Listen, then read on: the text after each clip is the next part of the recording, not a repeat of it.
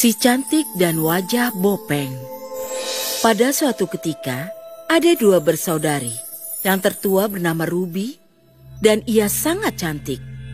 Dan adiknya bernama Peggy, yang wajahnya memiliki bopeng. Ibu Ruby meninggal saat ia masih kecil. Dan di malam ia meninggal, seekor sapi berwarna kuning datang dan tinggal bersama Ruby. Ia selalu merasa sapi itu istimewa, dan sapi itu memberinya kenyamanan. Ayah Ruby sudah menikah lagi, dan Peggy adalah putri dari istri keduanya, dan ia sangat manja. Suatu hari, Ibu Tiri mengajak Peggy pergi ke pasar malam. Ruby ingin ikut dengan mereka, tapi ibunya mengatakan, "Aku akan mengajakmu besok jika kau selesai meluruskan rami." Ruby duduk di depan tumpukan rami. Tapi setelah beberapa lama, ia hanya bisa menyelesaikan setengahnya. Tak tahan menangis, ia membawanya ke sapi kuning. Lalu sapi itu memakan semuanya dan meludahi lagi. Semua bagian demi bagian tersusun rapi. Lalu ia memberikan rami itu kepada ibu tirinya. "Ibu, ini raminya. Aku boleh pergi ke pasar malam besok kan?" Saat keesokan harinya, ibunya menolak lagi mengajaknya pergi dan berkata, "Kau boleh pergi jika kau sudah memisahkan biji wijen dari kacangnya." Gadis yang malang itu harus memisahkan biji demi biji hingga membuatnya kelelahan dan matanya sakit. Sekali lagi ia pergi ke sapi kuning, lalu wijen segera terpisah dari bijinya. Dan ia membawa biji itu ke ibu tirinya. "Siapa yang membantumu?" Ruby mengakui jika sapi kuning yang telah membantunya.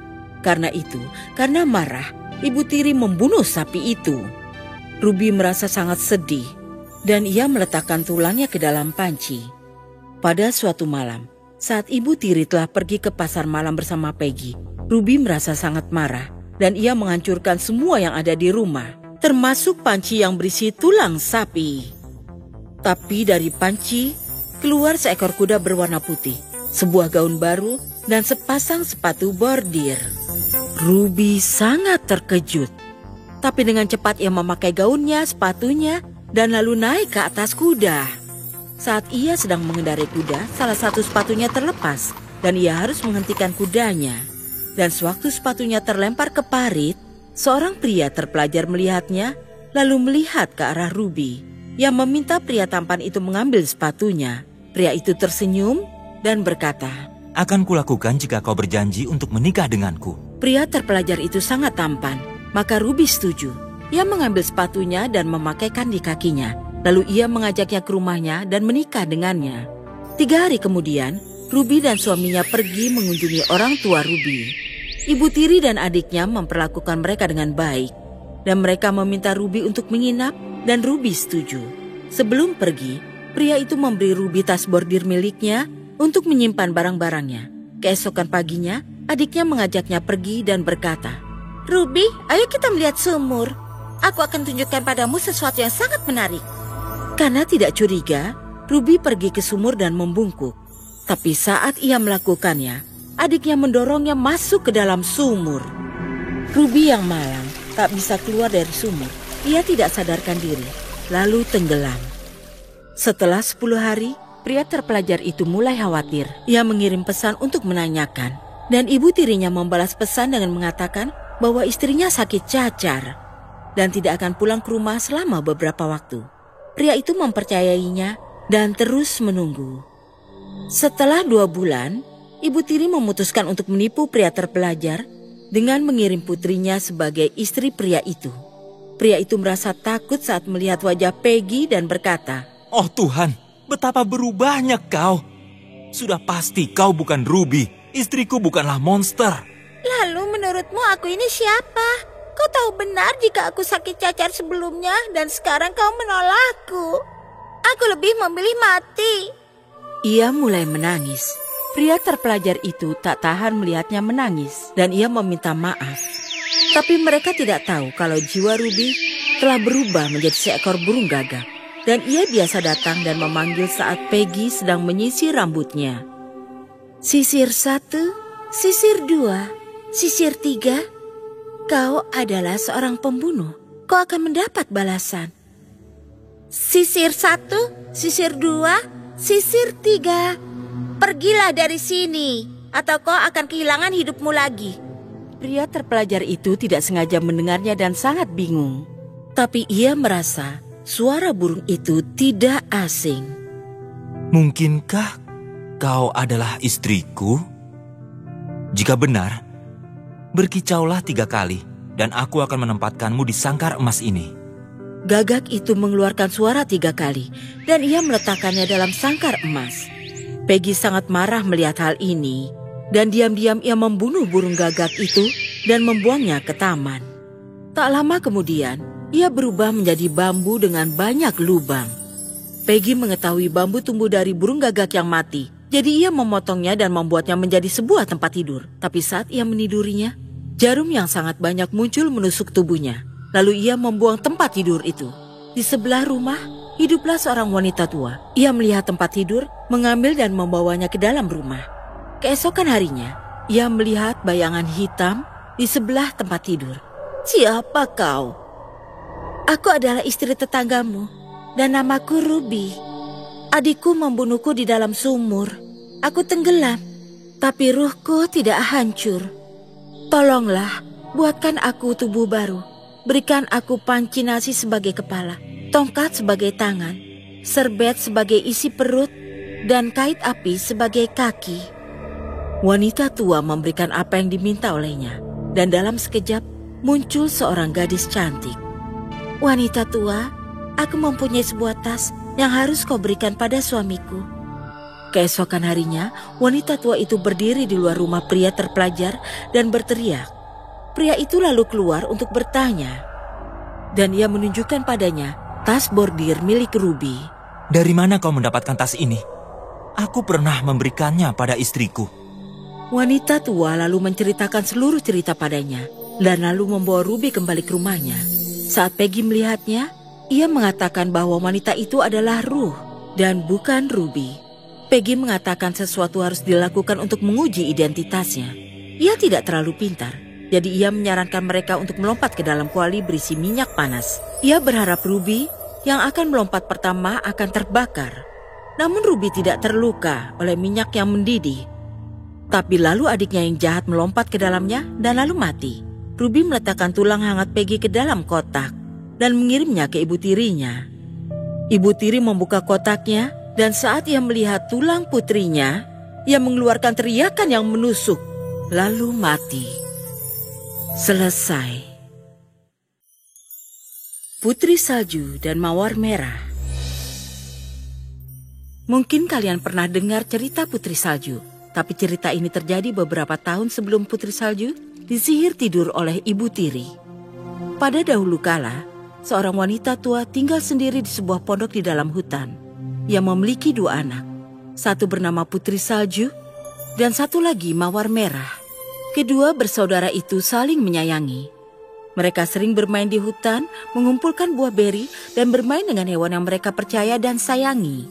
Suatu malam, saat mereka sedang duduk berkumpul bersama, seseorang datang mengetuk pintu.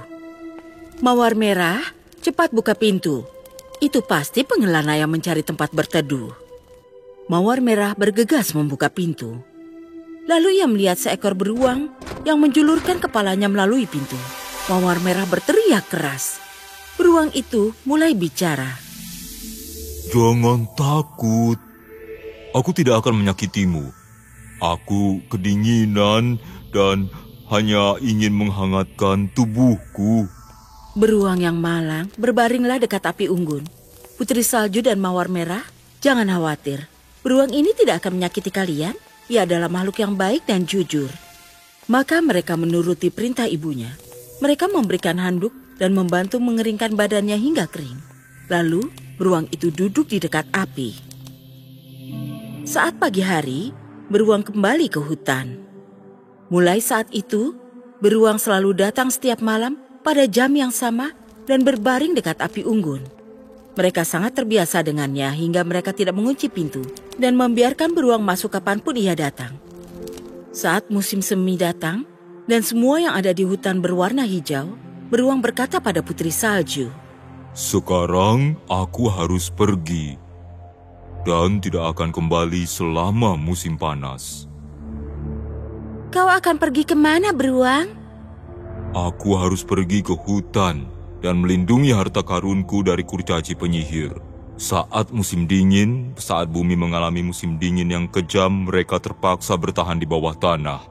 Tapi sekarang, saat matahari sangat bersinar, mereka datang untuk mencuri. Apapun yang masuk ke dalam gua mereka tidak akan mudah ditemukan kembali. Lalu beruang menghilang ke dalam hutan. Tak lama setelah itu, sang ibu menyuruh kedua gadis itu pergi ke kota membeli peralatan menjahit. Di jalan mereka menemukan pohon besar yang tumbang jatuh ke tanah. Mereka menyadari ada sesuatu yang melompat ke atas dan bawah. Saat mereka mendekat, mereka melihat seorang kurcaci dengan janggut yang panjang. Ujung janggut itu terjepit di bawah pohon. Ia memelototi mereka dengan matanya yang merah menyala dan berteriak. Kenapa hanya berdiri saja? Kemari dan bantu aku. Apa yang sedang kau lakukan, pria kecil? Kau gadis kecil yang payah. Aku ingin menebang pohon agar mendapat kayu bakar untuk membuat api. Tapi janggutku terjepit dan aku tidak bisa mengeluarkannya. Kalian hanya berdiri dan tertawa. Jahat sekali kalian. Kedua gadis kecil itu mencoba mengangkat pohon, tapi mereka tidak bisa mengeluarkan janggutnya. Lalu Putri Salju mengambil guntingnya dari dalam saku dan memotong janggutnya. Segera setelah kurcaci itu tidak terjepit lagi, ia mengambil tasnya yang penuh dengan emas yang disembunyikannya di akar pohon. Janggutku yang indah. Terkutuklah orang kasar kecil ini karena telah memotong janggutku yang bagus. Ia berteriak keras. Lalu, ia mengayunkan tasnya ke atas pundaknya dan menghilang. Tak lama kemudian, Putri Salju dan Mawar Merah berjalan menyusuri sungai. Mereka melihat sesuatu yang terlihat seperti seekor belalang besar sedang melompat masuk ke dalam air. Mereka berjalan menyusuri sungai dan melihat kurcaci yang sama. Kau ingin pergi kemana? Kau tidak akan lompat ke dalam air, bukan? Aku tidak akan begitu. Janggutku tersangkut di tali pancing dan ikan ini mencoba menarikku ke dalam air. Kedua gadis itu memegangnya dengan kuat dan berusaha untuk membebaskan janggutnya dari tali pancing. Tapi janggut dan tali pancing tidak bisa dilepaskan. Yang bisa mereka lakukan adalah mengeluarkan gunting lagi untuk memotong janggut. Pria kecil itu tidak berterima kasih pada kedua gadis itu karena telah menyelamatkannya. Ia berteriak pada mereka. Apa kalian sebut itu sikap yang baik? Kalian gadis kecil nakal, mencoba melukai wajah pria kecil. Tidak cukup kalian memotong janggutku sebelumnya. Sekarang kalian telah memotong bagian terbaiknya. Lalu ia mengambil tas berharganya yang berisi batu berharga, lalu menghilang di bawah batu menuju guanya. Kedua gadis meneruskan perjalanan membeli perlengkapan menjahit ibunya. Saat pulang, ketika mereka melewati lagi aliran sungai, mereka melihat kurcaci itu menaburkan batu-batu berharganya ke udara. Sinar mentari sore mengenai batu yang bersinar, dan mereka bersinar dan berkilau dengan indah. Dan kedua gadis itu hanya berdiri, mematung. Kenapa kalian berdiri di sana? Wajahnya menjadi merah karena marah. Tiba-tiba terdengar suara geraman. Dan seekor beruang hitam berlari keluar hutan. Kurcaci melompat karena ketakutan. Tapi ia tidak punya waktu untuk melarikan diri ke lubangnya. Karena beruang telah berada sangat dekat dengannya. Ia pun menangis ketakutan.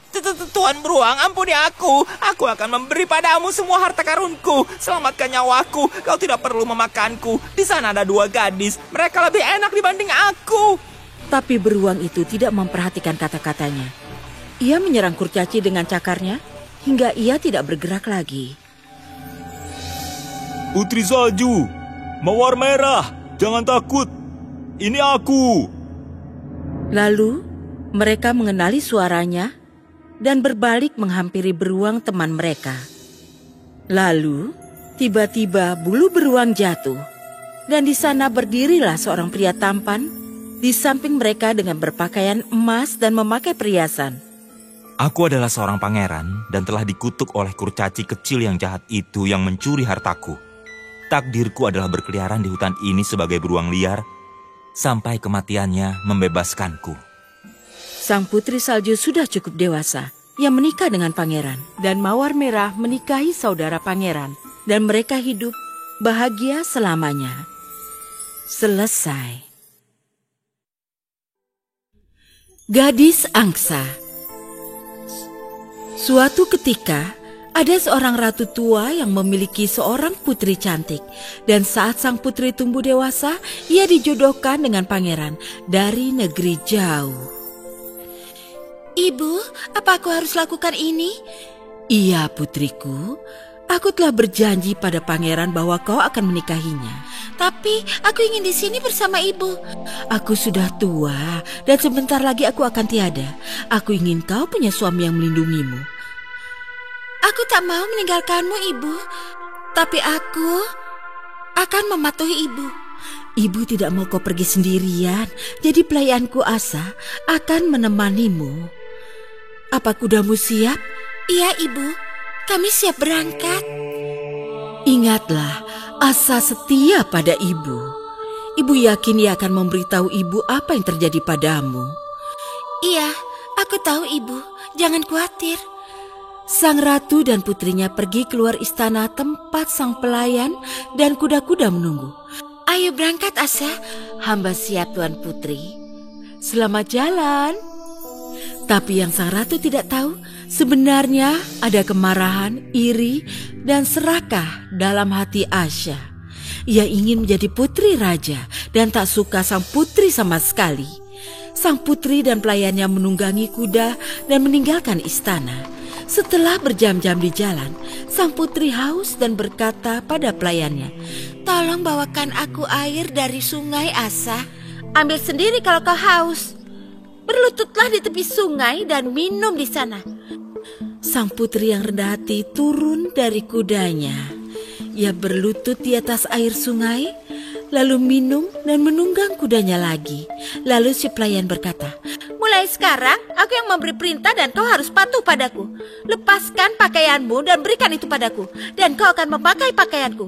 Kini akulah putri raja. Jangan coba-coba katakan ini pada siapapun, atau kau akan menyesalinya." "Aku berjanji." Maka si pelayan memakai gaun putri raja dan menunggang kuda sang putri. Kuda itu merasakan yang menungganginya itu bukan putri raja asli dan tak begitu taat pada perintah Asa. Tapi akhirnya kedua wanita itu tiba di istana raja. Pangeran keluar menyambut mereka. Selamat datang di istanaku, Tuan Putri.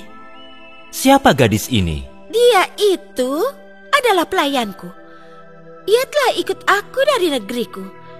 Tapi aku tidak suka padanya. Mungkin Anda bisa mempekerjakannya di negerimu. Ia tidak berguna sekarang. Ya, di sini ada anak laki-laki bernama Konrad yang memelihara angsa. Kurasa pelayanmu bisa membantunya. Oh, satu hal lagi. Tolong bunuh kudaku. Apa? Mengapa? Tampaknya itu kuda yang bagus. Aku hampir tewas di jalan gara-gara dia. Asya tahu kuda sang putri sebenarnya kuda gaib yang bisa bicara. Dan ia mungkin akan memberitahu orang lain bahwa Asya bukan putri raja. Aku tidak bisa membunuh kudamu. Tapi kalau kau mau, aku akan mengurungnya. Terima kasih. Sama-sama. Dan kuda itu dikurung di tempat di mana tak seorang pun bisa melihatnya lagi. Keesokan harinya, Asya menemui sang putri. Kau tidak akan melihat kudamu lagi. Mengapa kau melakukan ini padaku? Teruslah bekerja, atau aku akan menyuruh pangeran melenyapkanmu juga. Si pelayan pergi dan sang putri mulai menangis. Tiba-tiba, seorang pengurus kandang tua menghampirinya dan berkata, "Jangan khawatir, aku tahu di mana kudamu. Aku akan membawamu ke tempat mereka mengurungnya." Oh, terima kasih Bapak yang baik. Kebetulan Konrad sedang bersembunyi di balik semak dan mendengarkan seluruh percakapan itu. Dan ia berpikir, Kedengarannya menarik. Aku akan awasi mereka dan mungkin saja pangeran akan tahu tentang ini pula. Pengurus kandang mengantar sang putri untuk melihat kuda itu. Konrad membuntuti mereka. "Ini dia. Nah, kau harus hati-hati." Baiklah. Pak tua pergi dan sang putri memasuki tempat kudanya dikurung. Konrad membuntutinya. Begitu ia melihat kuda itu, ia berkata, "Kudaku yang malang, apa yang telah mereka lakukan padamu?" Tuan Putri Malang, kau juga menderita. Andai ibumu tahu. beliau akan sedih. Konrad terpana melihat kuda itu bisa bicara. Astaga, apa aku gila? Kuda itu bisa bicara. Aku harus memberitahu pangeran. Tapi apakah dia akan percaya? Aku harus mencari akal. Saat ia mencari akal, sang putri pergi. Keesokan paginya, segalanya berjalan seperti biasa. Sang putri mulai menyisir rambutnya yang bagai emas murni. Konrad ingin mencabut beberapa helai rambutnya. Konrad, jangan ganggu aku.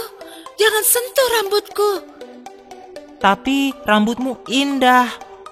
Apa kau ingin aku mengepang rambutmu? Tidak, hentikan Konrad. Tapi aku ingin beberapa helai rambutmu. Tinggalkan aku. Teriak sang putri, lalu ia bicara pada angin. Bertiuplah angin, terbangkan topi kecil Konrad. Buatlah ia mengejarnya ke sana kemari sampai aku selesai mengepang rambutku. Yang datang malah angin kencang yang menerbangkan topi Konrad jauh. Dan ia terpaksa lari mengejarnya. Saat Konrad kembali, ia telah selesai mengepang rambutnya. Konrad marah dan ia pergi langsung menghadap sang pangeran. Yang mulia, aku tidak mau dekat-dekat gadis itu lagi. Aku takut. Dia hanya gadis lugu. Bagaimana bisa kau takut padanya? Tidak, Baginda. Kurasa dia penyihir. Penyihir jahat. Penyihir? Seharusnya kau memberitahuku sejak awal. Ayo, katakan semuanya padaku. Ya, Yang mulia, waktu itu aku... Konrad memberitahu pangeran semua yang ia tahu tentang sang putri dan kudanya dan caranya angin meniup topinya. Pulanglah sekarang, Konrad. Aku akan tangani semuanya. Keesokan harinya sang pangeran bersembunyi dekat si kuda ajaib dan ia menunggu hingga sang putri datang menemui kuda itu.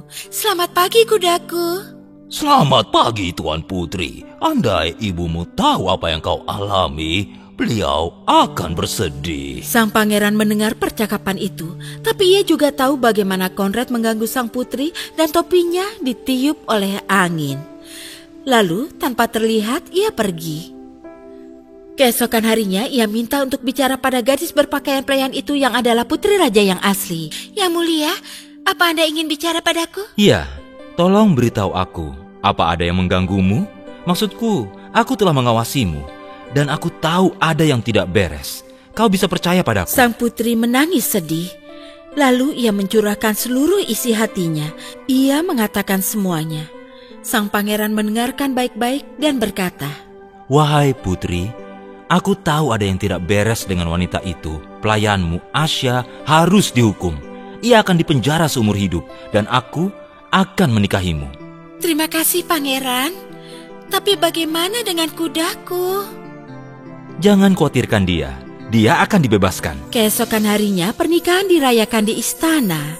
Ada pesta megah dan pasangan kerajaan itu hidup bahagia sepanjang hayat. Tamat.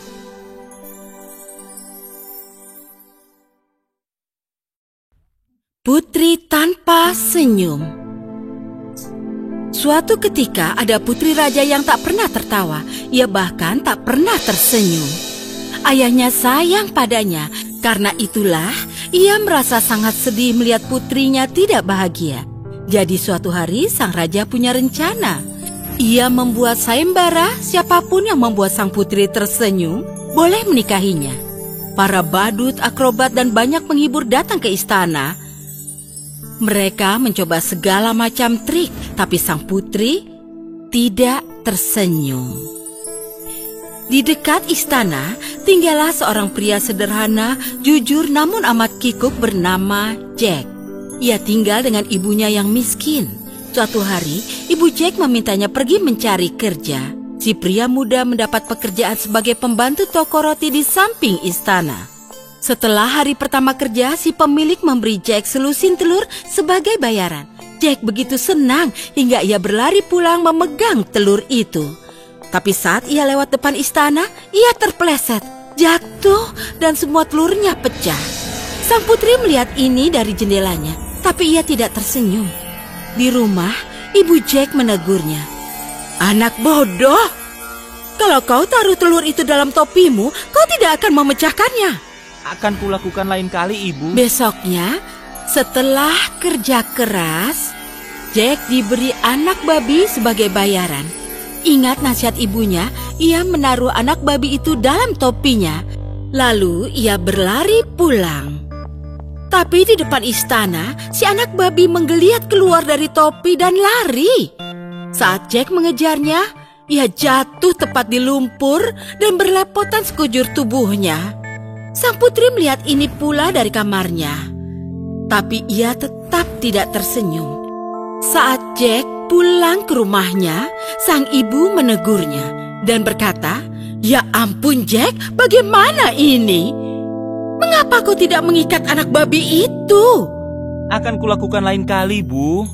Keesokan harinya, Jack bekerja lebih keras. Bosnya memberi ikan yang amat besar untuk makan malam. Seperti janjinya, Jack mengikat ikan itu dan menyeretnya pulang ke rumah. Tapi saat kucing-kucing kota mencium bau ikan, mereka lari di belakang Jack. Dan Jack tidak tahu. Dan sedikit demi sedikit, kucing-kucing itu makan seluruh ikan. Sang putri melihat ini dari kamar, tapi ia tidak tersenyum juga. Si ibu kesal lagi dan berkata, "Mengapa kau tidak bawa ikan itu di kepalamu, anak bodoh?" Iya, lain kali ya, Bu. Keesokan harinya, Jack bekerja lebih keras dari sebelumnya dan ia diberi sapi. Ia ingat janji pada ibunya, jadi ia mengangkat sapi itu ke pundaknya dan berusaha membawanya pulang. Inilah yang paling lucu. Sang putri yang melihat itu dari kamarnya tertawa terbahak-bahak. Tidak bisa berhenti. Sang raja mendengar suara tawa putrinya bergema di seluruh istana dan lari menghampirinya. Siapa yang membuat putriku bahagia? Satu pria berkata, Itu aku. dan pria lain berkata, Bukan, itu aku. Bukan, pria yang ada di sana dengan sapinya itu, kata sang putri, dan ia menunjuk ke Jack. Segera saja Jack dibawa ke istana, berdiri menghadap raja. Sang raja gembira dan memuji Jack dan ibunya. Lalu mereka dapat pesta besar. Tak lama kemudian, Jack menikahi sang putri dan mereka tinggal di istana. Sang putri akan selalu tertawa dengannya dan mereka hidup bahagia selama-lamanya. Tamat. Gadis pemalas. Pada zaman dahulu di sebuah kerajaan yang dipimpin oleh seorang ratu, hiduplah seorang gadis pemalas bernama Zelda. Ibu Zelda yang miskin adalah tukang roti kerajaan. Dia bekerja hingga kelelahan, memanggang kue pilihan untuk menyenangkan sang ratu yang pemilih. Namun Zelda menolak membantunya. Dia merasa dirinya terlalu penting untuk melakukan pekerjaan apapun. Tak peduli berapa kali ibu Zelda memohon, si Zelda yang malas selalu punya alasan. Akhirnya, dia pun mendapat pekerjaan untuk memintal benang warna merah yang diperintahkan oleh ratu untuk diikatkan di sekeliling masing-masing kotak kue kerajaan. Namun Zelda mengeluh dan merajuk hingga akhirnya ibunya melakukan tugas itu sendiri. pekerjaan itu amat membosankan. Zelda menghela nafas dan dia pun hanya duduk saja hari demi hari. Lalu pada suatu pagi, Ratu memerintahkan membuat kue prem 5 tingkat untuk piknik mendadak bersama pangeran. Para tukang roti panik, berusaha menyelesaikan tugas yang mustahil itu. Mereka semua takut akan amarah sang ratu, juga penjara bawah tanahnya. Begitu suara langkah ratu terdengar di luar, para pekerja bergegas memasukkan kue yang telah selesai ke kotaknya. Namun tak ada benang kerajaan untuk mengikatnya. "Cepat Zelda, pintalkan sedikit benang." Mendengar permintaan itu, Zelda pun mengeluh dengan amat keras yang membuat semua orang di sana bergidik, termasuk ratu dan juga putranya yang saat itu kebetulan masuk. "Apa yang terjadi di sini?" Ratu berbicara dengan suaranya yang berwibawa dan menggelegar. Dapur pun menjadi sunyi. Hingga ibu Zelda maju. Khawatir Zelda akan dihukum, ibunya pun berbohong. Anakku ini adalah pekerja keras. Aku tidak bisa menyuruhnya berhenti memintal. Kami bertengkar siang malam karena kita akan segera kehabisan Rami. Mata ratu berbinar dan dia pun tersenyum. Aku suka pekerja keras.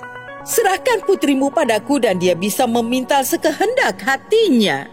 Semua orang senang dengan ide ini. Ratu mencari wanita pekerja keras untuk dinikahkan dengan putranya yang tidak berguna. Ibu Zelda senang karena akhirnya Zelda mendapat pekerjaan. Lalu Zelda berpikir dia akan mendapatkan kehidupan mewah yang dia dambakan. Ratu lalu membawa Zelda ke sebuah menara, di mana di sana ada 3 kamar yang penuh berisi rami kerajaan dalam berbagai warna dari lantai hingga langit-langit.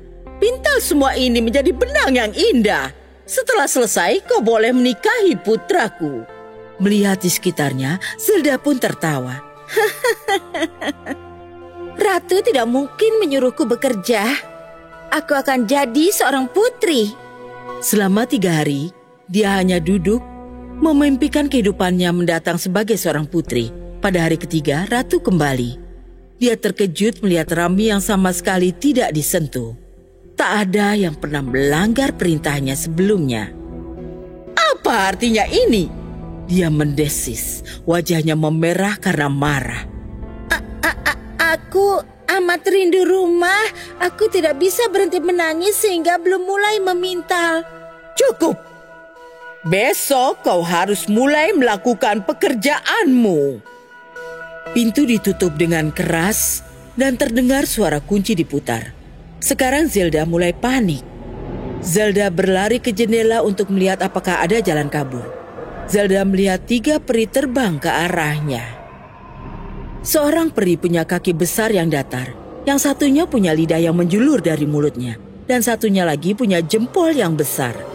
Mereka berhenti di depan jendela. Ada masalah apa? Zelda menceritakan kisahnya kepada para peri itu. Berhentilah menangis. Kami akan memintal semua rami ini untukmu, namun ini kesepakatannya. Kami suka pesta kerajaan, jadi kau harus berjanji mengundang kami di pernikahanmu. Dan kau tidak boleh malu kepada kami, namun dengan bangga harus perkenalkan kami sebagai sepupumu. Tentu saja apapun itu, tapi cepatlah Ratu akan segera kembali. Para peri itu memperkenalkan diri mereka sebagai Bella, Benita, dan Bob. Mereka terbang masuk lewat jendela untuk memulai pekerjaan mereka. Bella menggunakan kakinya untuk mengayuh roda pemintal. Benita memakai lidahnya untuk membasahi benang yang dipintal. Bob menggulung benang halus di sekitar jempolnya. Dan setiap kali dia memukulkannya ke meja, segulungan benang yang sempurna jatuh ke lantai. Sepanjang siang dan malam, para peri ini memintal. Sementara Zelda tertidur lelap. Saat Ratu datang keesokan harinya, Zelda dengan cepat menyembunyikan ketiga peri itu. Lalu, dengan meriah dia mempersembahkan gulungan demi gulungan benang rami yang dipintal sempurna. Hasil kerja Zelda ini cukup untuk membuat Ratu yang amat dingin tergerak hatinya.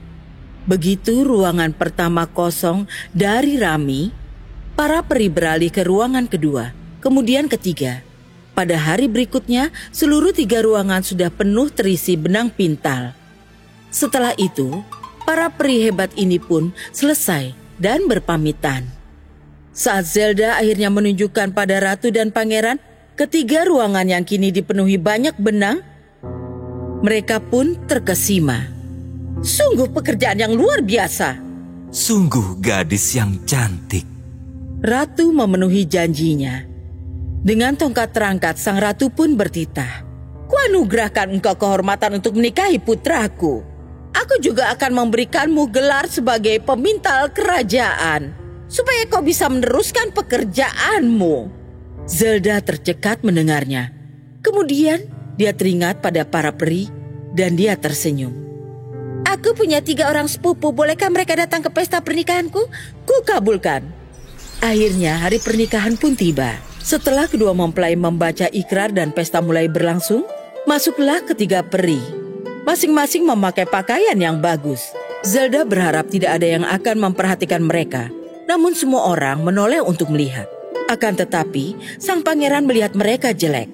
Dia pun menghampiri Bella dan bertanya, "Kenapa kakimu besar sekali?" "Karena mengayuh roda pemintal." Lalu dia menghampiri Benita. "Kenapa lidahmu bisa menjulur?" "Karena membasahi benang." Akhirnya dia mendatangi Bob. "Kenapa jempolmu bisa sangat besar?" karena menggulung benang. Mendengarnya, pangeran pun menangis. Cukup sudah. Istriku yang cantik tidak boleh lagi meminta mulai sekarang. Baiklah, namun dia suka bekerja. Jadi, mulai sekarang, dia akan jadi tukang roti kerajaan. Awalnya, Zelda tersenyum dengan lebar. Namun, begitu dia mendengar titah sang ratu, senyumnya pun langsung menghilang. Selesai.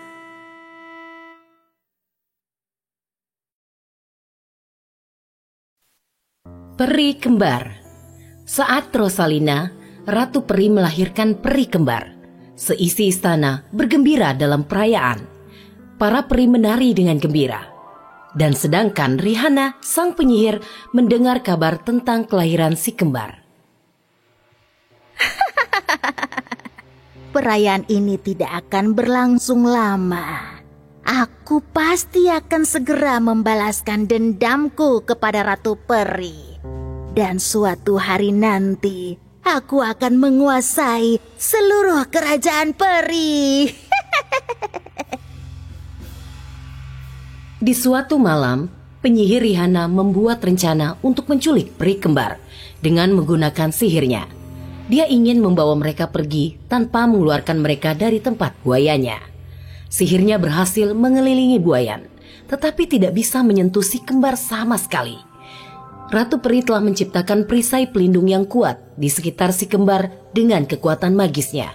Rihanna tidak berhasil menembus perisai tersebut. Bagaimana mungkin ini terjadi? Sihirku tidak berhasil. Ratu Peri ternyata lebih pintar dari dugaanku. Tapi aku bukan penyihir yang mudah menyerah. Aku akan terus mencoba. Dan Ratu Peri bisa merasakan niat jahat Rihanna yang sangat jelas. Ratu bahkan menggunakan kekuatan magis yang lebih besar untuk memperkuat perlindungan di sekitar si kembar.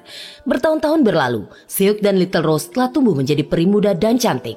Ratu selalu memperingatkan mereka berdua untuk selalu berhati-hati. Putri-putriku sayang, dengarkan kata ibu. Berjanjilah pada ibu, kalian tidak akan pernah pergi keluar istana. Keselamatan kalian bisa terancam di luar sana. Ibu Ratu, kira-kira siapa orang yang menganggap kita musuhnya? Tidak putriku, bukan kalian musuhnya, tetapi ibu. Ada seorang penyihir jahat bernama Rihanna yang selalu berusaha menculik kalian.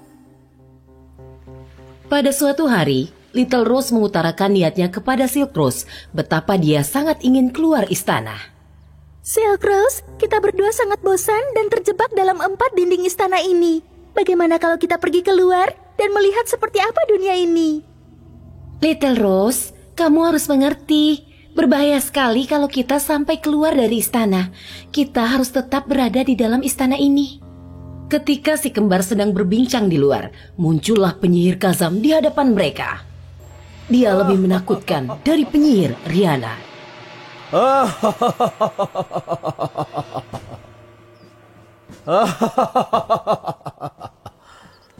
Dua putri kembar kesayangan Ratu Peri. Kalian ingin melihat dunia luar, bukan? Ikutlah denganku. Aku akan membawa kalian mengelilingi dunia. Siapa kau? Kami tidak pernah melihatmu sebelumnya. Aku adalah penyihir Kazam. Akulah orangnya. Akulah jagoannya. Bersiaplah, nona-nona. Kita akan berangkat. Penyihir Kazam mengecilkan tubuh Silk Rose dan Little Rose dengan sihirnya dan mengurung mereka di dalam sebuah sangkar kecil. Dia kemudian terbang langsung membawa mereka kepada penyihir Rihanna. Penyihir itu sangat gembira melihat mereka akhirnya berhasil ditangkap. Kazam, hari ini kau berhasil melakukan apa yang tidak bisa kulakukan selama bertahun-tahun. Sihirku tidak mempan terhadap mereka karena perisai pelindung yang dibuat oleh Ratu Peri. Sekarang aku bisa membalaskan dendamku padanya. Aku pun harus membalas dendam kepadanya. Tujuan kita sekarang adalah untuk mengambil kendali penuh atas seluruh kerajaan peri. Jika kita bekerja sama, kita bisa menguasai kerajaan peri bersama-sama. Raja Henry telah ditawan olehku. Sekarang yang harus kita lakukan adalah menangkap Ratu Peri. Tidak, jangan. Tolong bebaskan ayahku, penyihir. Tolong bebaskan ayahku, aku mohon.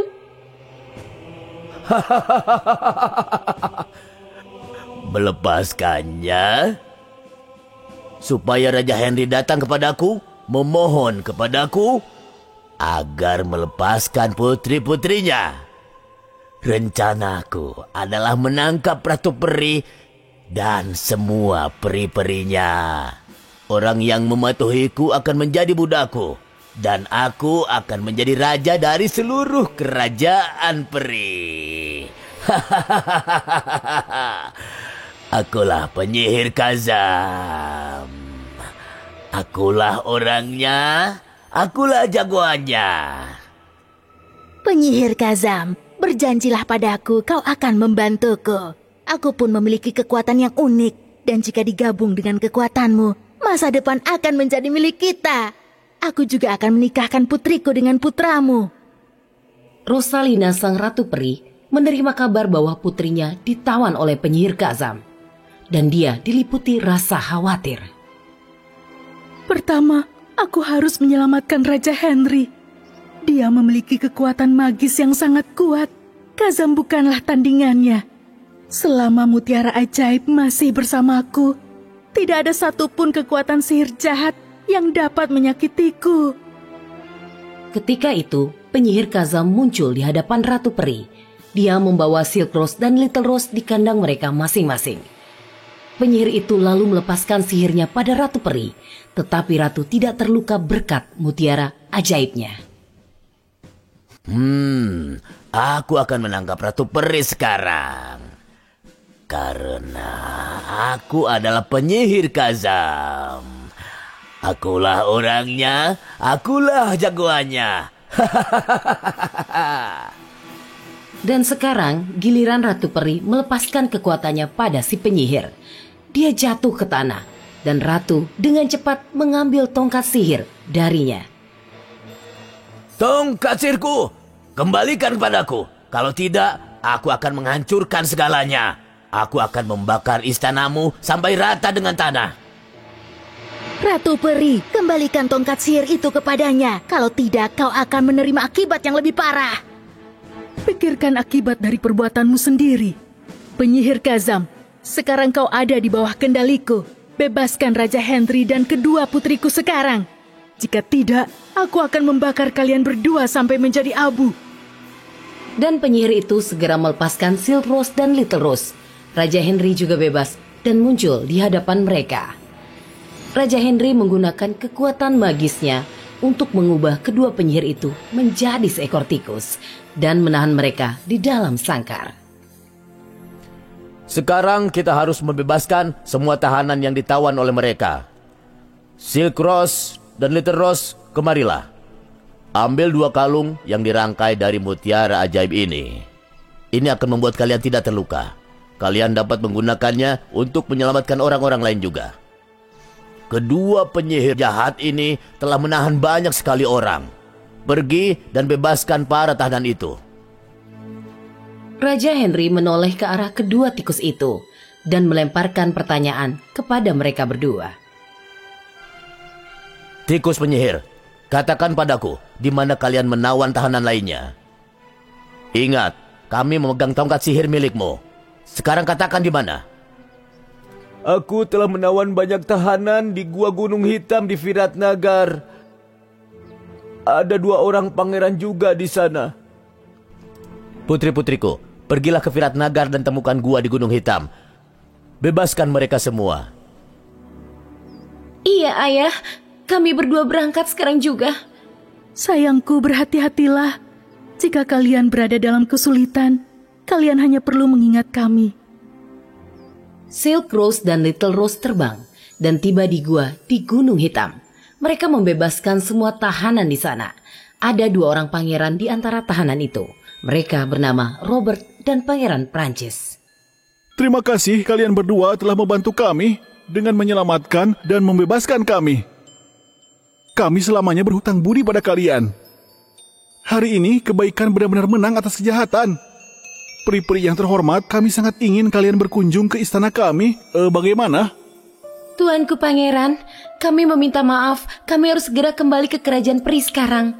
Tapi kami berjanji akan mengunjungi istanamu suatu hari nanti. Kau boleh pergi sekarang juga.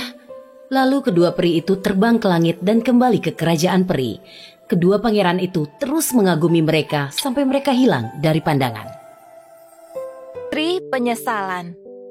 Dahulu kala, pada suatu hari yang penuh badai, di istana Maharaja dari Maharashtra, seorang putri kecil bernama Garima lahir. Untuk mengekspresikan kebahagiaan mereka, Raja dan Ratu membagikan emas permata kepada orang-orang di kerajaan mereka. Waktu berlalu dan Garima pun berusia 6 tahun. Suatu hari dia mengajukan permintaan aneh ke ibunya. Ibu, bawakan aku bulan bintang. Oh Garima, apa kamu kehilangan akal?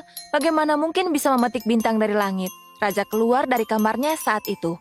Hahaha, jangan resah sayangku. Kamu ingin bintang-bintang? Ayah akan mengirim menteri mengambilnya untuk kamu. Atas perintah raja, menteri pergi dan mengambil beberapa bintang kertas. Setelah menerimanya, Putri Garima sangat senang. Oh, terima kasih ayah. Ayah yang terbaik, tak pernah mengecewakan aku. Rajaku, perlakuanmu telah memanjakannya. Tuhan tahu bagaimana dia akan berubah nanti.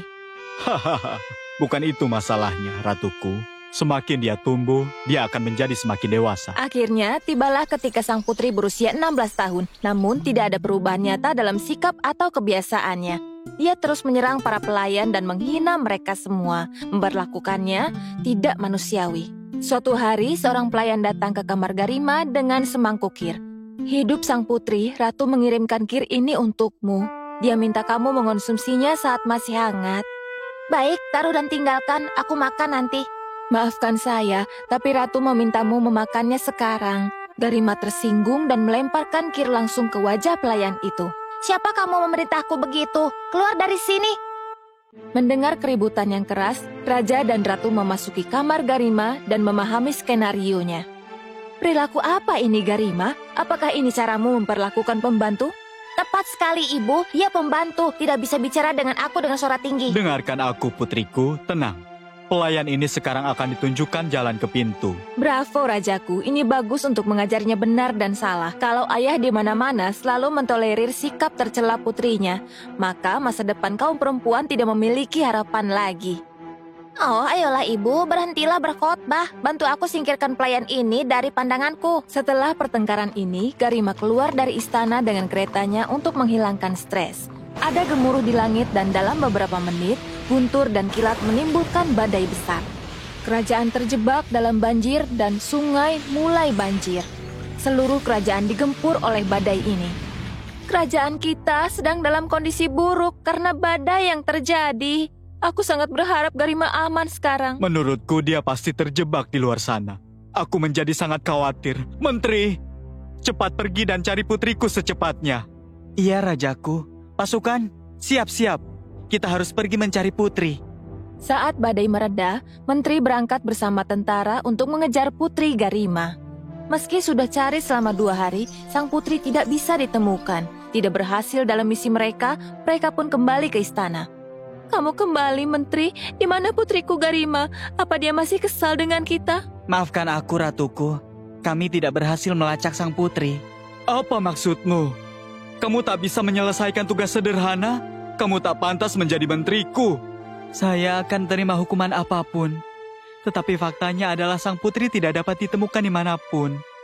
Kira-kira apakah dia masih hidup juga? Sudah banyak orang yang meninggal karena banjir yang terjadi ini.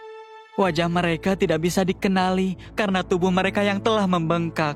Setelah mendengar ini, Ratu pingsan dan jatuh. Raja mulai menangis bukan main.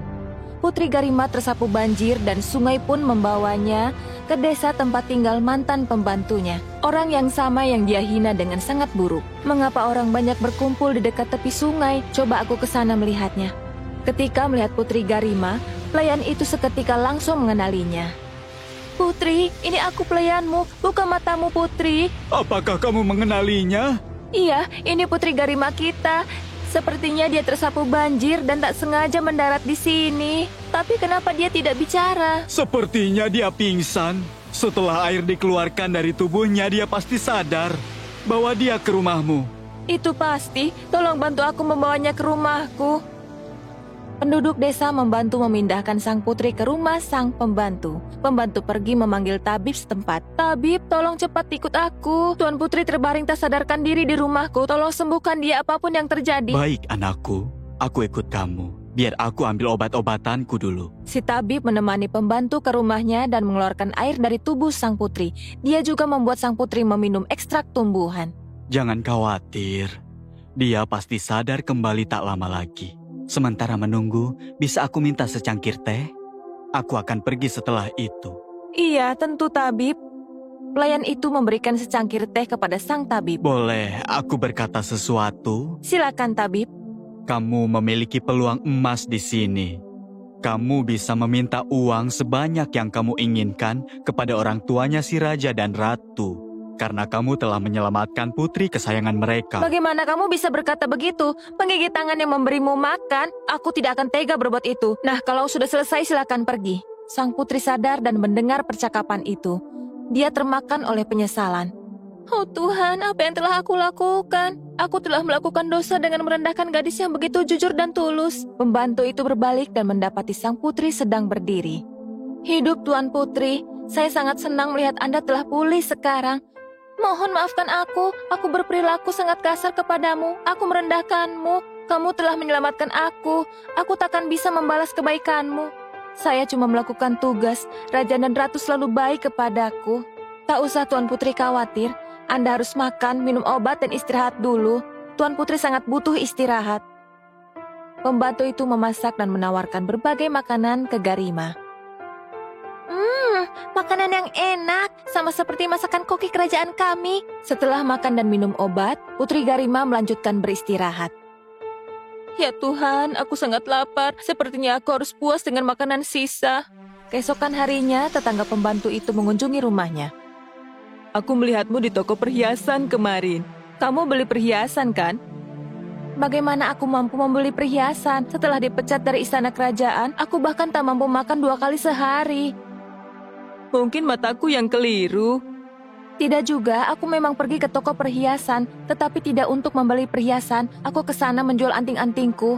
Tapi kebutuhan apa yang membuat kamu menjualnya? Sebenarnya aku butuh uang untuk membeli makanan buat sang putri.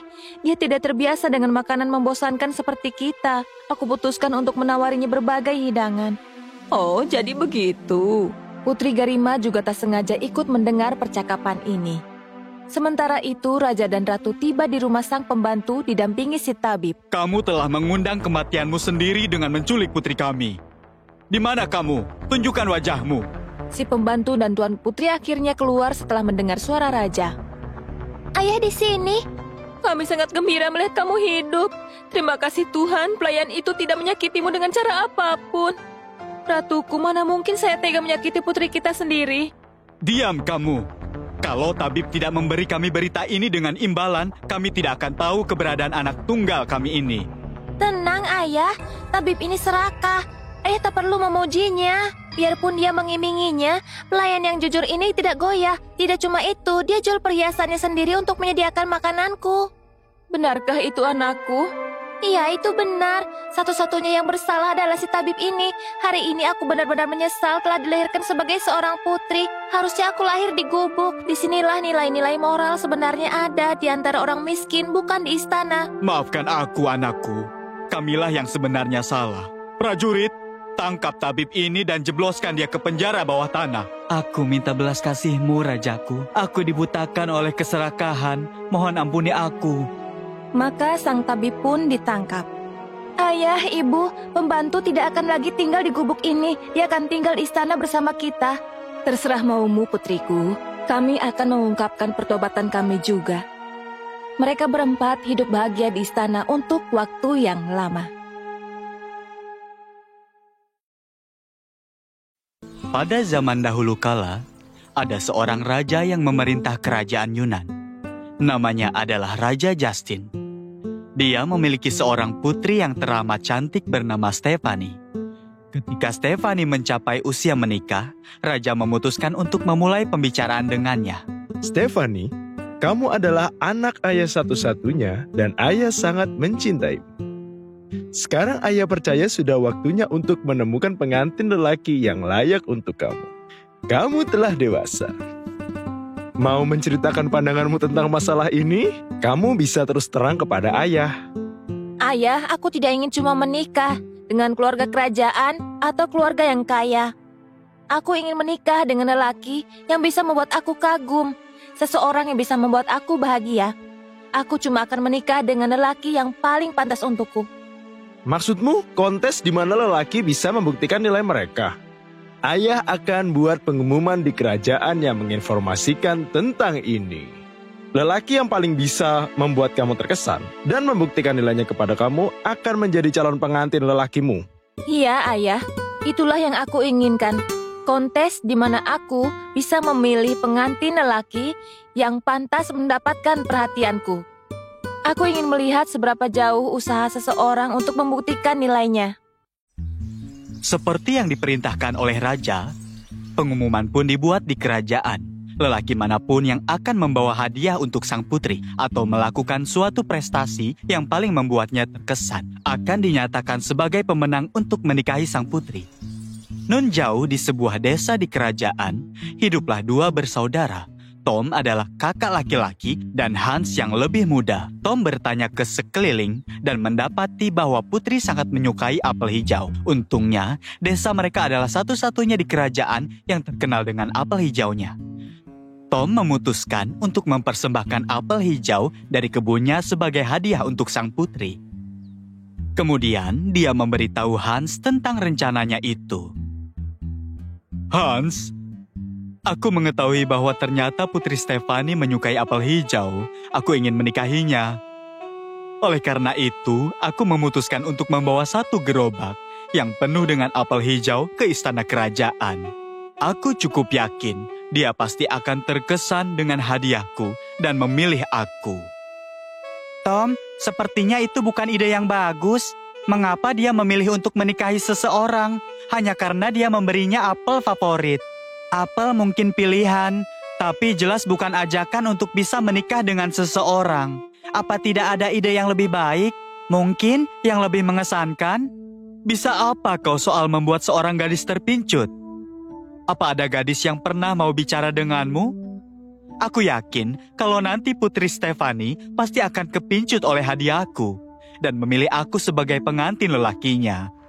Tom mengisi kereta kudanya yang berwarna putih penuh dengan apel hijau. Dengan harapan besar akan bisa membuat Putri Stefani terkesan. Dan dia pun berangkat sendirian menuju ke istana. Dalam perjalanan ke sana, dia bertemu dengan seorang lelaki tua. Orang tua itu bertanya kepada Tom. Tunggu anak muda. Tolong hentikan gerobakmu sebentar, nak. Bisakah kamu mengantarkan aku sedikit lebih jauh di depan dengan keretamu ini?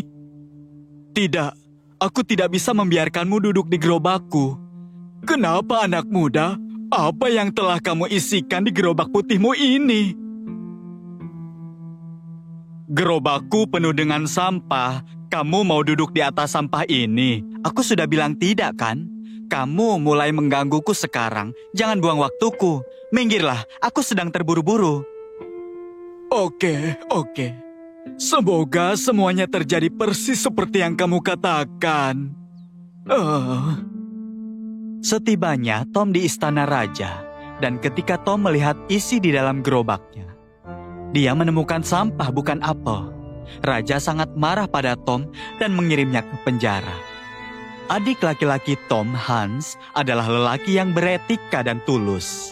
Setelah beberapa hari, ketika Tom tidak kunjung kembali ke rumah, tiap hari Hans bertambah khawatir. Sudah berhari-hari dan Tom belum kembali. Aku harap tidak ada hal buruk yang terjadi padanya.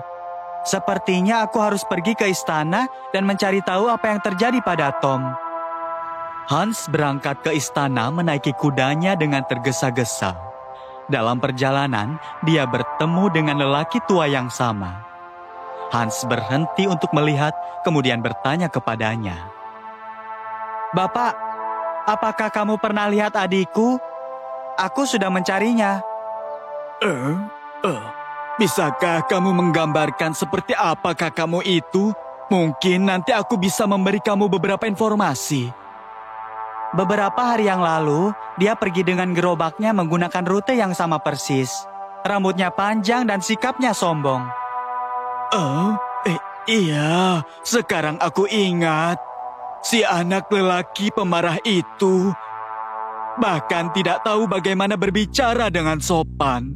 Tapi nak, memang aku telah melihatnya lewat di jalan ini.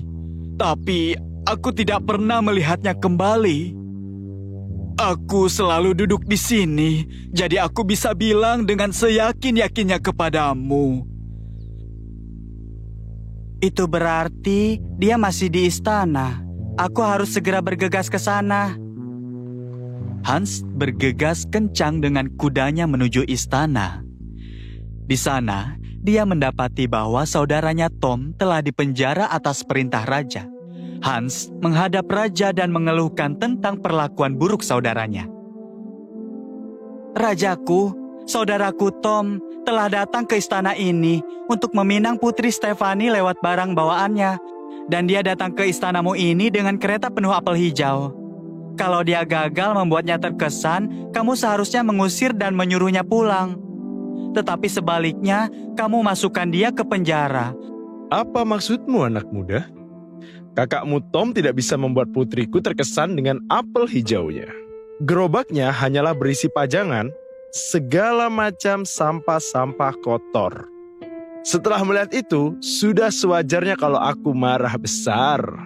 Apakah ini cara untuk membuat putriku terkesan? Dia memang pantas dihukum.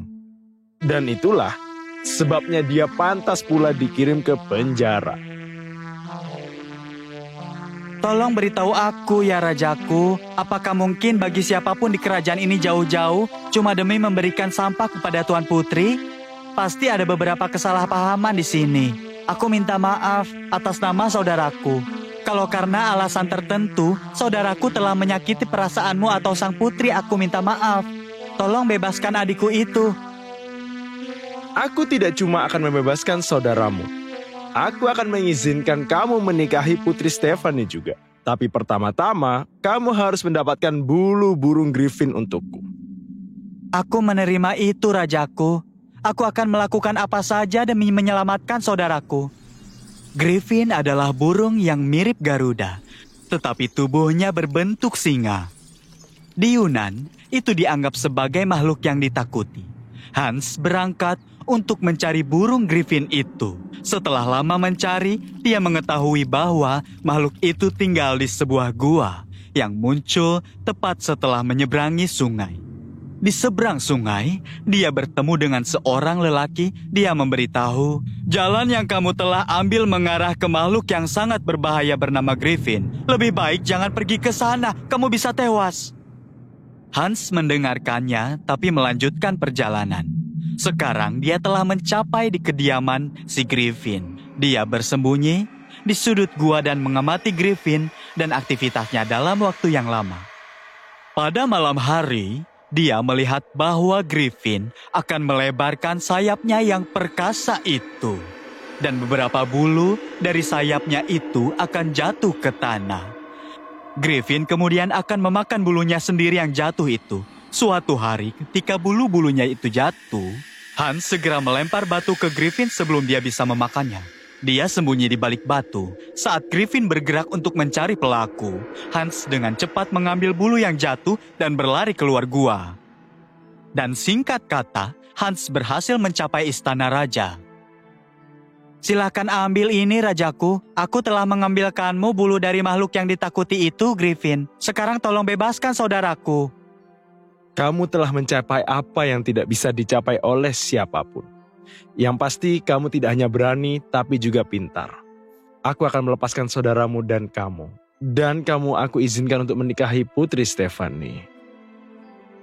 Hans tidak hanya dipersatukan kembali dengan saudaranya, dia juga diizinkan untuk menikahi Putri Stefani. Semuanya datang kepada mereka yang tidak pernah menyerah. Stella bahagia selama-lamanya. Dahulu kala, di sebuah desa kecil di sebuah kerajaan Eropa yang makmur sejahtera, hiduplah seorang gadis bernama Stella. Dia tinggal bersama ibu tirinya Diana dan saudara tirinya Jennifer. Setelah kematian ayahnya, ibu tiri Stella biasa memperlakukannya seperti pelayan. Makanannya terdiri dari sisa-sisa makanan basi dan dia cuma mengenakan pakaian bekas saudara perempuan tirinya. Suatu hari ada pengumuman yang dibuat di kerajaan. Pangeran sedang mencari pengantin untuk dinikahi. Untuk tujuan itu, raja mengadakan pesta dansa besar. Semua gadis muda diundang untuk datang ke istana dan menghadiri pesta dansa. Ibu tiri Stella, Diana, dan saudara tirinya Jennifer sangat senang mendengar pengumuman undangan ini. Jennifer sayang, sekarang saatnya bagi kamu untuk menurunkan berat badan. Kalau kamu ingin menikah dengan sang pangeran, penampilanmu harus menjadi prioritas utama. Sekarang, di mana gadis malang ini? Cepatlah, Stella! Ya, Ibu, aku datang. Tugasmu menyajikan makanan untuk Jennifer sekarang. Pertama timbang dulu agar aku setujui lalu sajikan. Kamu harus merawat dia baik-baik. Kamu sudah paham?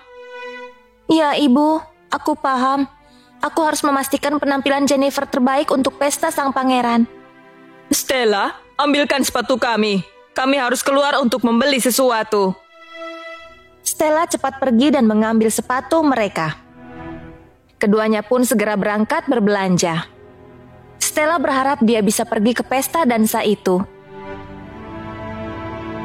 Ibu, bisakah aku ikut kalian ke pesta dansa juga? Aku berjanji tidak akan kelihatan. Tidak bisa. Tidak boleh sama sekali. Kami tidak mau membawamu. Jangan pernah sampai berpikiran begitu. Kamu mengerti? Hidi, sepatu kami bisa kedodoran nanti. Ibu dan putrinya itu pun berangkat membeli kostum dan barang-barang lainnya untuk mempersiapkan pesta dansa sang pangeran Robert. Stella yang malang diam-diam masuk ke dalam dan merasa sedih. Dia duduk di dekat jendela dan mulai menangis. Tetesan air matanya jatuh pada bunga lili di pot dekat jendela. Tiba-tiba, seorang peri cantik muncul di depannya. Ada apa, anakku? Mengapa kamu begitu sedih? Kamu siapa? Siapa? Namaku Lily. Aku peri bunga. Ayo, sekarang katakan padaku, kenapa kamu menangis? Stella menceritakan kesengsaraannya kepada Lily. Cuma ada 1 minggu tersisa bagiku untuk ikut pesta dansa pangeran. Adikku Jennifer menghadiri pesta itu, tapi izinku malah ditolak. Stella, anakku, jangan khawatir. Aku akan membantumu siap-siap ke pesta dansa. Tapi Ibu Peri, aku bahkan tidak punya pakaian yang layak untuk dipakai. Kalau orang melihatku berdandan seperti ini, mereka pasti menertawakan penampilanku nanti. Stella, demi Tuhan, kamu adalah gadis yang cantik. Untuk urusan berdandan, serahkan padaku. Peri membawa secercah harapan baru ke dalam kehidupan Stella. Malam pesta pangeran akhirnya tiba. Stella, kita berangkat ke pesta sekarang. Jaga rumah, dan demi Tuhan jangan habiskan semua makanannya ya. Kamu tampaknya cukup lapar akhir-akhir ini. Kalau kami kembali nanti, rumah harus bersih dan rapi. Pastikan itu ya. Silakan berangkat bersenang-senang. Ketika kalian kembali, kalian akan mendapati rumah bersih. Maka Jennifer dan Diana pun berangkat ke pesta dansa. Stella bergegas menuju bunga itu dan memercikan beberapa tetes air ke atasnya. Si peri Lily pun akhirnya muncul. Stella, kamu terlihat berseri-seri. Semua kerja keras yang kamu lakukan membuat kamu terlihat bugar dan bersinar. Aku harap begitu. Tapi apa yang harus aku lakukan dengan kostum dan sepatuku? Bahkan rambutku pun tidak tertata dengan benar dan rapi. Bukankah aku berjanji kepada kamu bahwa itu adalah bagian urusanku? Peri melingkarkan tongkat sihir bintangnya yang berkilauan di atas kepala Stella. Dan dandanan Stella pun langsung lengkap. Rambut panjang yang lurus, gaun berhias kristal, sepatu yang empuk dan memikat perhatian, sarung tangan sutra yang terasa selembut awan di tangan ketika dipakai. Saat Stella melihat dirinya di cermin, dia tercengang. Apakah ini benar-benar aku? Aku tidak percaya ini nyata. Aku cuma mengganti pakaian dan sepatumu. Pancaran sinar di wajahmu selalu ada. Kenyataannya, kamu adalah gadis yang sebenarnya sangat cantik sejak dulu. Ibu Peri, terima kasih banyak. Semoga aku tidak terlambat untuk ke pesta dansa. Jangan khawatir soal itu. Aku telah mengatur untuk itu juga. Transformasi Stella selesai dan sekarang dia bisa keluar dari rumah. Sebuah keretanan indah yang dikemudikan oleh kuda putih sedang menunggunya di luar. Dia masuk ke dalam dan berangkat menuju ke pesta dansa. Istana dipenuhi banyak gadis yang datang untuk menghadiri pesta dansa. Pangeran Robert sedang duduk di singgasana yang ditempatkan di puncak tangga. Stella menarik perhatian sang pangeran, dan dia menuruni tangga untuk mendekatinya. Boleh aku berdansa denganmu? Tentu bisa, dengan senang hati pangeran. Robert dan Stella pun menari bersama. Gadis-gadis lain melihat mereka dengan iri. Raja dan ratu di sisi lain sangat senang melihat mereka bersama. Di dalam hati, mereka tahu bahwa putra mereka telah menemukan calon istrinya. Yang juga menonton ini adalah ibu tiri dan saudara perempuan Stella. Mereka pun meninggalkan istana dengan marah dan iri. Stella melihat mereka pergi dan mulai gelisah. Dia tahu kalau dia tidak sampai di rumah sebelum mereka tiba di sana, dia harus membayar mahal. Stella buru-buru menjauh dari pangeran, meninggalkan salah satu sarung tangannya.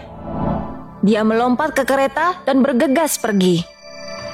Begitu sampai di rumah, dia berubah kembali jadi dirinya yang dulu.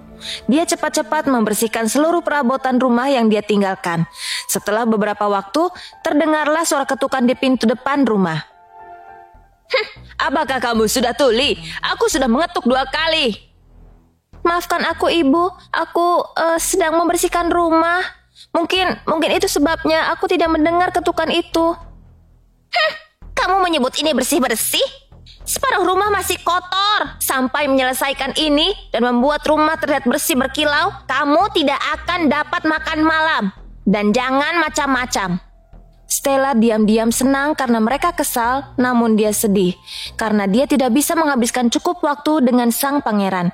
Keesokan harinya, diumumkan bahwa sang pangeran ingin bertemu dengan gadis yang memiliki sarung tangan lain yang bisa menandingi sarung tangan yang tertinggal. Stella memercikan beberapa tetes air ke bunga itu lagi. Saat si peri lili muncul, Stella menceritakan semua kepadanya. Sudah semuanya. Kali ini saat kamu bertemu dengannya, pastikan dia milikmu selamanya. Peri melakukan sihirnya dan mengubah Stella kembali menjadi versi glamornya. Stella pun naik ke kereta tanpa menyadari bahwa ibu tirinya Diana dan saudara tirinya Jennifer bersembunyi di belakang kereta yang ia tumpangi. Mereka mencapai istana tempat sang pangeran melihat Stella dengan sarung tangan di tangannya. Menyadari itu adalah gadis yang sama, sang pangeran bergegas memeluknya. Tanpa ragu-ragu, sang pangeran kemudian langsung melamar Stella. Diana dan Jennifer menjadi iri setengah mati mendengar hal ini. Wajah Stella bersinar dengan sukacita sejati. Si peri lili menyaksikan pemandangan dari langit dan tersenyum bahagia. Alkisah Pangeran Robert dan Stella menikah dalam upacara yang teramat megah. Mereka pun hidup bahagia selamanya. Ada budi, ada balas. Di suatu zaman, hiduplah seorang pria bernama Chester yang amat kaya, tapi dia juga terkenal amat pelit dan kikir sekali. Ia punya pembantu bernama Magda. Di masa mudanya, Chester adalah salah satu anak paling aktif di lingkungannya. Tapi saat ia jadi tua dan kaku, ia merasa amat sulit berjalan. Pembantunya menyarankan agar ia naik kuda. Akhirnya, Chester pergi sendiri ke pasar, di mana ia membeli seekor bagal seharga 7 keping uang emas. Kebetulan ada 3 pencuri yang berkeliaran di pasar, yang lebih suka hidup dari hasil kerja keras orang lain daripada mereka sendiri. Begitu mereka melihat bahwa Chester telah membeli bagal, salah satu dari mereka bicara pada kedua rekannya. Teman-teman, bagal itu harus jadi milik kita. Tapi bagaimana cara kita melakukannya? Kita bertiga harus berjaga di tempat-tempat sepanjang jalan pulang si Pak Tua dan masing-masing secara bergiliran harus berteriak bahwa bagal yang ia beli adalah keledai. Kalau kita tetap bersikeras, bagal itu akan jadi milik kita. Rencana ini cukup memuaskan yang lain. dan mereka semua berpencar untuk menunggu untuknya sepanjang jalannya. Saat Chester datang, si pencuri pertama berkata padanya, Tuhan memberkatimu, Bapak yang baik. Terima kasih untuk kesopananmu. Bapak dari mana? Dari pasar. Apa yang Bapak beli dari sana? Bagal ini. Bagal yang mana? Yang kutunggangi ini. Bapak serius atau bercanda? Apa maksudmu? Karena kelihatannya bagiku Bapak mendapatkan keledai, bukan bagal. Keledai? Tidak mungkin. Dan tanpa bicara lagi, ia terus menunggang. Setelah cukup jauh, ia bertemu si pencuri kedua yang menyapanya. Selamat siang, Pak. Bapak dari mana? Dari pasar. Apa barang-barang sedang murah? Seharusnya begitu. Dan apa Bapak dapat tawaran bagus? Aku membeli bagal yang kutunggangi ini.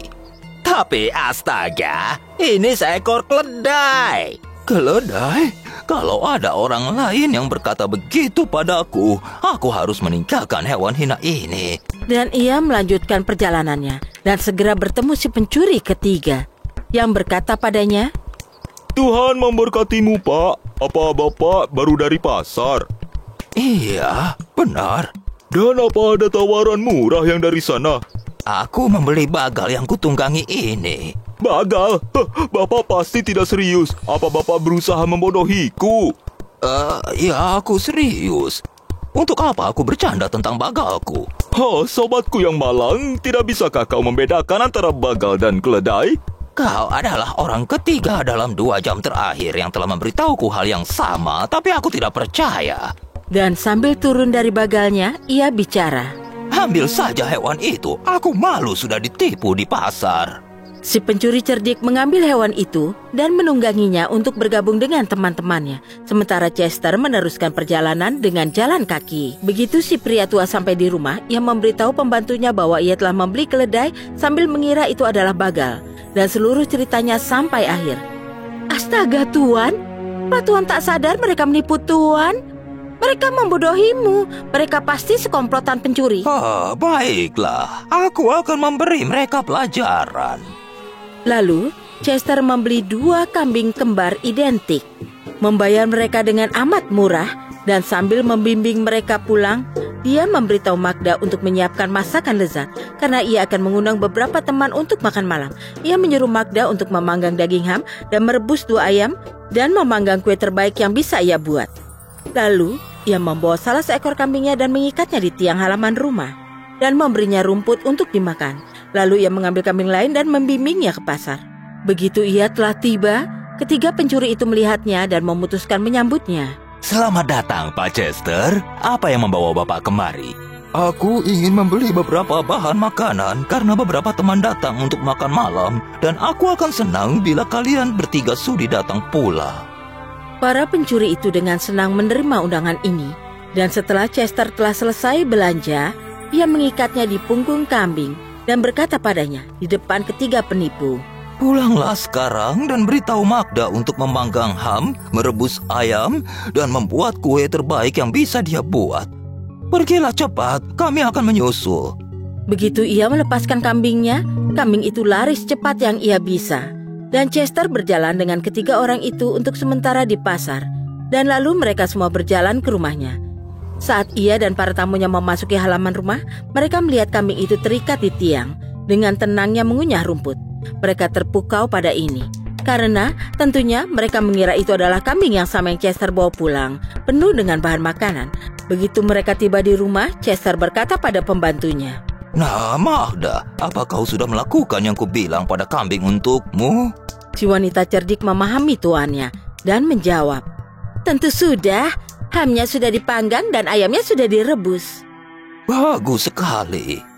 Saat ketiga penjahat itu melihat masakan-masakan daging itu dan kue dalam oven dan mendengar kata-kata Magda, mereka takjub dan mulai berunding bagaimana mereka bisa memiliki kambing itu. Akhirnya, menuju akhir makan malam, salah satu dari mereka berkata pada Chester, Tuan rumah, juallah kambing Bapak pada kami. Chester menjawab bahwa ia sangat tak ingin berpisah dengan hewan ajaib itu, karena uang sebanyak apapun tak akan bisa mengganti kehilangannya. Tapi, Tetap saja bila mereka ingin, dia akan menyerahkannya seharga 50 keping uang emas. Para pencuri membayar 50 uang emas seketika dan pergi dari rumah itu cukup gembira, membimbing si kambing bersama mereka. Saat mereka pulang, mereka bicara pada istri-istri mereka. Jangan masak makan malam besok sampai kami mengirim pembawa pesan pulang. Keesokan harinya, mereka pergi ke pasar dan membeli ayam. Dan setelah mereka mengemasnya di punggung si kambing ajaib, mereka memberitahukan masakan-masakan yang mereka ingin istri mereka buatkan. Sesaat setelah kambing itu dilepas, dia lari secepat yang dia bisa. Saat jam makan malam tiba, mereka bertiga pulang dan menanyai istri mereka. Oh, dasar kau orang bodoh. Bagaimana kalian bisa percaya bahwa seekor kambing bisa melakukan tugas pembantu? Kalian telah tertipu mentah-mentah untuk perbuatan kalian pada orang lain. Itulah yang disebut ada budi, ada balas. Tamat.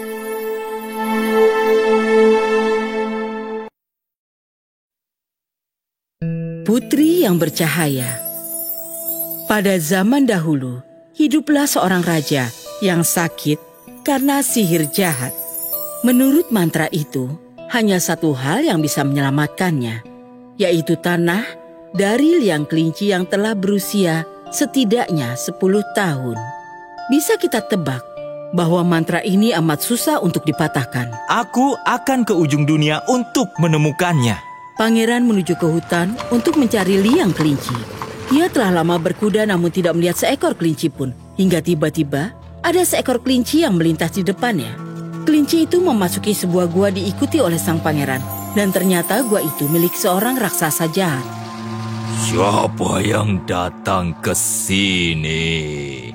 Rupanya ada pangeran. Beraninya kau memasuki guaku.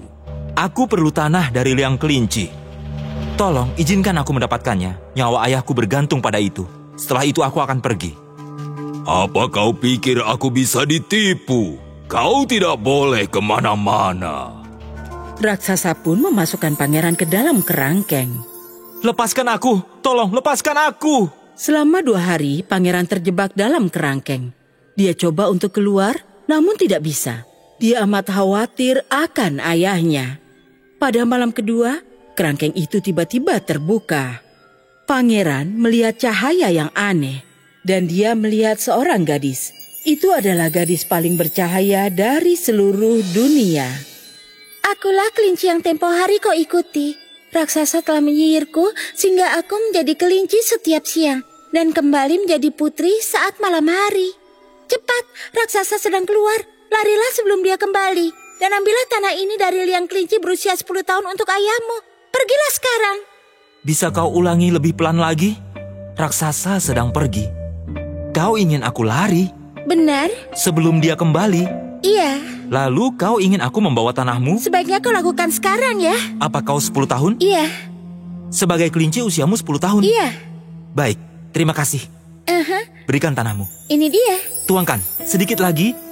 Oh, dan apa ada yang bisa kulakukan untuk menolongmu?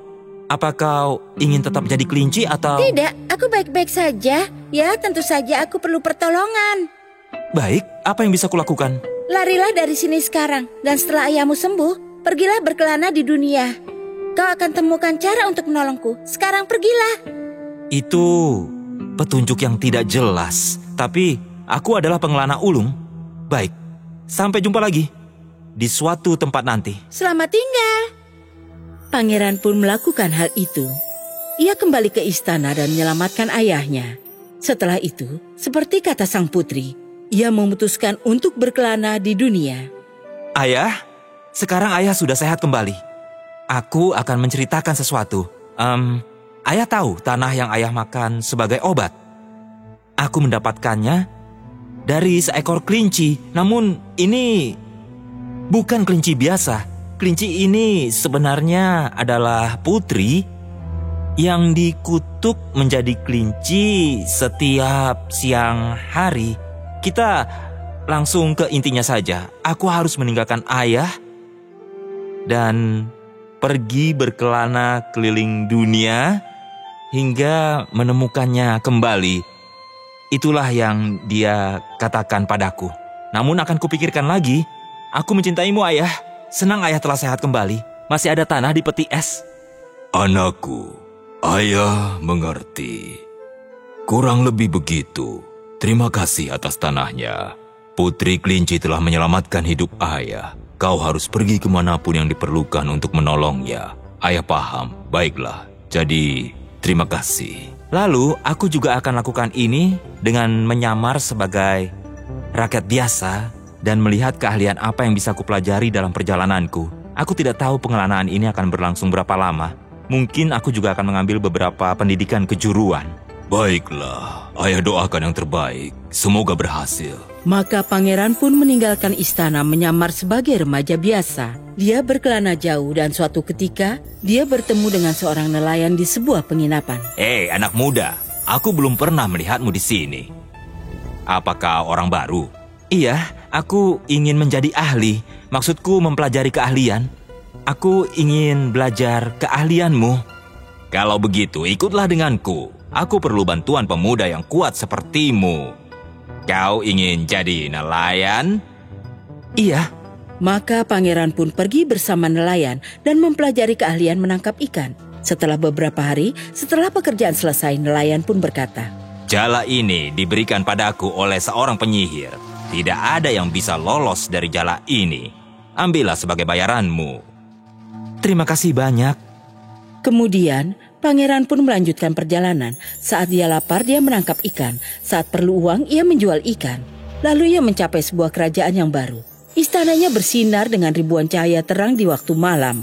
Dia pun bertanya kepada seseorang yang lewat. "Kawan, aku orang baru di sini. Tolong ceritakan, kenapa istana ini dihias?"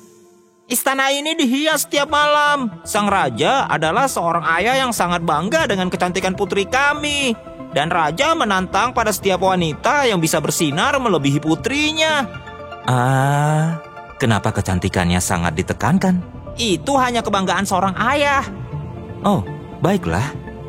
Pangeran pun menuju ke ruang tahta. Yang mulia, hamba tahu seorang gadis yang bisa bercahaya seperti matahari. Hamba tahu, hamba melihat seorang gadis. Dia cantik dan bercahaya. Dia bagaikan memancarkan sinar mentari. Maafkan hamba tidak berpikir sebelum menghadap. Yang mulia, hamba tahu seorang gadis yang bisa bersinar seterang mentari. Nelayan, ku beri kau waktu seminggu. Bawa gadis itu ke sini. Iya, baik yang mulia. Maka pangeran pun kembali ke hutan dan menemukan jalan ke gua raksasa. Dia kemudian memasuki gua. Mereka bertarung dengan sengit sebelum akhirnya pangeran menangkap raksasa dengan jalannya. Dan si raksasa pun dimasukkan ke penjara. Pangeran lalu menjemput sang putri dan keduanya pun keluar dari gua bersama. Pangeran memberitahu kepada putri mengenai sang raja dan putrinya. Kini setelah aku menyelamatkanmu, kita harus tuntaskan misi ini untuk membantu si putri malang ini. Dia amat jemu mendengar ayahnya terus menyombongkan kecantikannya. Seluruh istananya dihias. Kau harus melihatnya. Bagaimana? Baiklah, aku mengerti. Sepertinya itu ide bagus. Perjalanan. Baiklah, jadi bagaimana kita bisa membuat mantra sihir si raksasa? Kutukan yang membuatmu menjadi kelinci ini supaya hilang selamanya. Kita harus melakukan itu. Tentu saja. Jadi mantranya bisa musnah bila aku berjalan melalui kabut emas. Saat berwujud wanita atau kelinci? Entahlah. Kita coba saja dua-duanya. Berapa lama lagi waktumu? Maka mereka pun menuju ke kerajaan. Mana gadis yang kau bilang lebih cantik daripada putriku ini? Yang mulia, untuk memunculkannya, hamba perlu kabut emas dari ruang harta Baginda. Apa Baginda punya semacam botol penyemprot? Karena sang raja amat ingin melihat sang putri yang bercahaya, maka dia pun bertitah. Berikan dia semangkuk debu emas. Debunya harus ditiupkan melalui pipa ke udara supaya debunya menyebar seperti kabut emas. Ini adalah bagian dari penampilan putri yang tercantik di dunia. Yang mulia, dia membuang waktu kita, juga debu emas Baginda. Bila dia membuang waktu kita, dia akan membayarnya. Maka debu emas pun diisikan ke dalam pipa. Lalu para hulu balang meniupnya sehingga debunya menyebar seperti kabut emas tebal. Kemudian tibalah sang putri. Dia berjalan keluar dari kabut emas. Mantra yang mengutuknya pun sirna. Dan seluruh kerajaan terkagum-kagum dengan kecantikannya. Tuan Putri, kau benar-benar wanita paling bercahaya di dunia. Kau sudah lihat, Ayah? Sekarang berhentilah menyombongkan kecantikanku kepada semua orang. Maafkan ayah, sayangku. Pangeran pun menceritakan semuanya kepada raja. Sang raja pun mengantarkan mereka kembali ke kerajaan sang pangeran, di mana mereka menikah dan hidup bahagia selamanya. Raksasa tidak pernah lagi mengganggu mereka.